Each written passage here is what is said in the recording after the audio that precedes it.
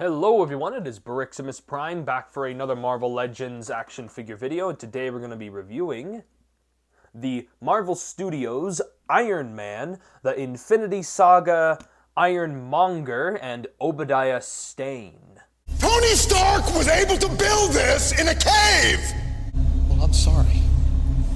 I'm not... With a box of scraps! And now taking a look at the packaging, this is the Infinity Saga Iron Monger, Obadiah Stane, Hasbro, Avengers, Iron Man, Marvel Studios. As you can see, I got this on Amazon, on GameStop clearance. Nothing much at the bottom. Got some nice Infinity Saga stuff on the side. Some more on this side as well. And then the back has a picture of the Iron Man thing right there and two little bios right here for both Obadiah and the Iron Monger. So you can go ahead and read those if you like. And that is really it for the box. Just try to forget the dust. And here's all the accessories included with the Iron Monger and Obadiah. First, let's look at Obadiah's accessories. Obadiah just comes with this little painted up arc reactor that he just stole off of Tony Stark. The painting on it looks pretty good. I do feel like the gray part does look a little bit plain, but honestly, it's still cool that they included this. And then Obadiah just comes with a black suitcase. It's the same suitcase we've gotten a couple other times with a couple other figures. There's not anything included on the inside. It's just there to be there. And then now we actually get into the accessories that are actually included for the Iron Monger.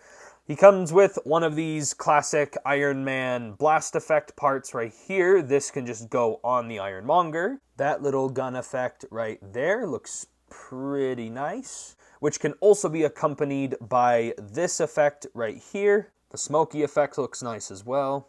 And it can also be accompanied by this really cool gun effect right here, which I could find a lot of use for this even outside of the Iron Monger. Okay, come on. That looks sick. The Iron Monger also comes with this little missile launcher rocket that you can put on to his shoulder right there. I just put that on backwards. There we go. And then now we get into the hands. The Iron Monger has the pair of fists. And then the Iron Monger comes with these really expressive open hands. Really like how these look.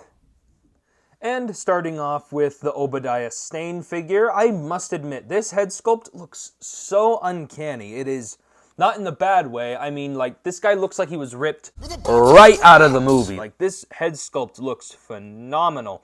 Really good job on Hasbro with the photoreal technology.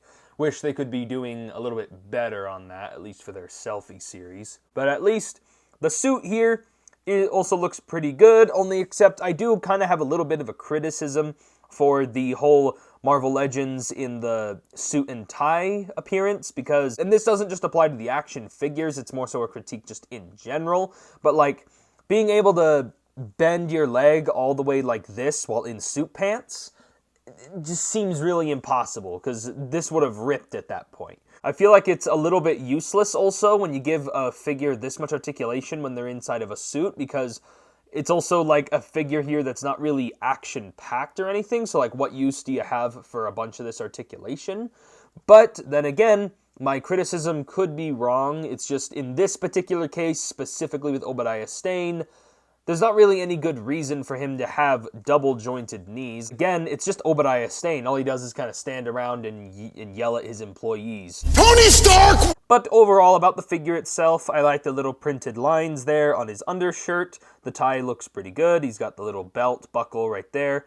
He doesn't come with any alternate hands. He just has the one open hand and the one grabby hand. So you can have him displayed like this if you wish. And again, like I mentioned, the articulation on this guy is actually pretty good for a guy in a suit. It's just, you know, doesn't really make much sense as to why he has it. His head can look up that far, he can look down that far, it can rotate from side to side, not really any pivoting or shifting. Shoulders rotate a full 360, they can move outward that far. I do feel a little nervous about this bicep swivel, feeling a little bit softer. Bicep swivel, double jointed, not pinless elbows, they are pinned elbows. Wrists rotate and hinge in and out. He does possess a ab crunch and a diaphragm joint, which he thankfully can use a little bit of, even with this suit on. He does get a proper waist swivel. Hips can kick forward. They can't really kick back. They can move outward. He does get a thigh swivel. Double jointed knees, and then his ankles can move up not that much. They can move down. He does get ankle pivot. And also I did want to mention his shoes look nice and shiny, and he's got peg holes on the bottom of the feet. Let's be fully honest here. The Obadiah Stane figure really is more like an accessory when really compared to the Iron Monger. And here's taking an up-close look at the Iron Monger. And wow, I really like this upgraded version of the Mach 1 armor head sculpt. I like just the plain white eyes. It looks perfect. I like his little mouth there, and he's got his little frown.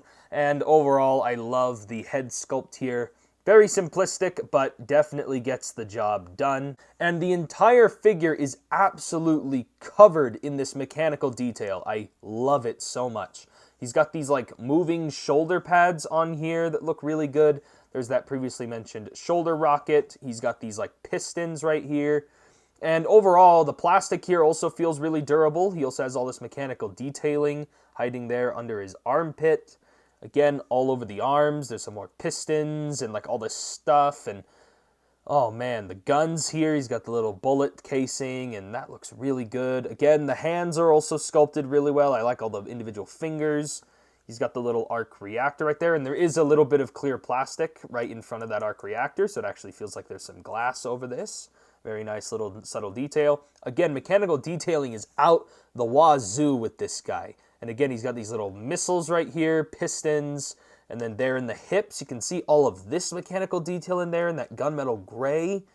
And then more pistons right here, and the knees look great. And what the frick is that? Yeah, my ankle came warped out of the box. Like, what the heck? And this is like really, really like thick plastic. I don't even know how it ended up like that in the box. The mechanical detailing is really nice, and this figure looks absolutely amazing. Like, look at the back. Also, these little piston things do tend to pop off. You might just want to put those back in. Also, they're on ball joints, so they do move with your arms, but yeah, they like to do that. Also, as you can see, that shoulder pad just came off. These also like to pop off on you. Just be aware of that. It's a little annoying, and it totally doesn't bother me.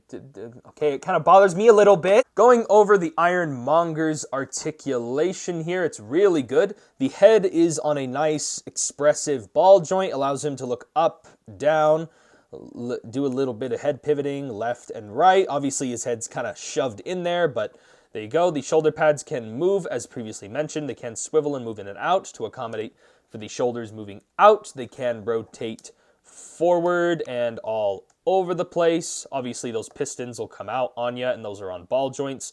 These also swivel and are on ball joints as well, and the arms can move out. They do have a bicep swivel. They bend right there, but it's not necessarily 90 degrees, but that's all right. The wrists also can rotate, and they also hinge up and down. All of the wrists do that. And then he also gets this really nice diaphragm joint that moves all over the place. You can use it for an arching back, a crunch, some diaphragm pivot, and there that goes. And your waist swivel, and when you ab crunch it back and move his head up, that gets him to look up that little bit more. Would have liked it to go up more for more flight poses, but what are you going to do about it? And then he also has his legs can rotate forward. They can rotate back that far. They can move outward, honestly, not that far. Would have liked for those to have gone a little bit farther out. That's a little underwhelming. He does also get the thigh swivel right there. Almost forgot that. Double bend at the knee, and that came off. And then the ankles can go up and down a little bit, pivot, and this one pivots a little bit more because of that stupid ankle. And now for size comparisons. One of the things about the Iron Monger I really love that really adds to the fun factor is the absolute sheer size and girth of him. That's what she said. And speaking of, big figures, here's the comparison with my last Infinity Saga figure I reviewed, the Marvel Legends Infinity Saga Deluxe Surtur figure. That thing looks absolutely awesome. Be sure to check out that review if you missed out on it. Sadly, I don't have an Iron Man from the first movie to compare them with, but here they are at least with the Mark 85 Iron Man. And then finally, here they are with my last Marvel Legends 2-pack I reviewed, the Renew Your Vows Spider-Man and Spinneret 2-pack. So anyway, that is basically it for size comparisons. And yeah, I really, really like the Iron Monger. I mean, yes, the Obadiah Stane is pretty good too, but again, everyone bought this for the Iron Monger, right? Like, there wasn't someone out there who just bought this for the Obadiah Stane. I've always been a big fan of the Iron Monger because as a kid when I was younger, the Mach 1 was my favorite armor because I always liked that whole kind of steampunky, kind of scrappy look of the Mach 1, and I loved that whole sequence in the beginning of the first movie with all that, and so when the Iron Monger showed up at the end of the movie, I loved him even more because it was like that scrappy look of the Mach 1 from earlier in the movie, but now he's like the size of the Hulk, and this figure portrays that love for the character very well, and I'm very satisfied with how he turned out, even if there were a couple of things that kind of pissed me off. You know, a couple of things. But at the end of the day, both of the figures are really accurate. Again, I'm still really impressed by that Obadiah Stane head sculpt. That looks great. And overall, I do like the 2-pack, but I'm very satisfied I was able to get this pack for only $30 instead of like the 70, 80, 90 that it normally goes for. Thank goodness for GameStop clearance. It is definitely really fun for the Iron Monger. And yeah, that is really it for this review. If I had to give this 2-pack a rating, I give it a very solid 9 out of 10. It was just those tiny little complaints with the Iron Monger. Well, my only other problem is I really feel like the original price on this is a little bit much. So maybe closer to an 8 out of 10. I don't know, but that is basically it for this review. If you guys enjoyed the review, be sure to give me a like on the video. Comment down below what you think. And I put this video together in a cave with a box of scraps.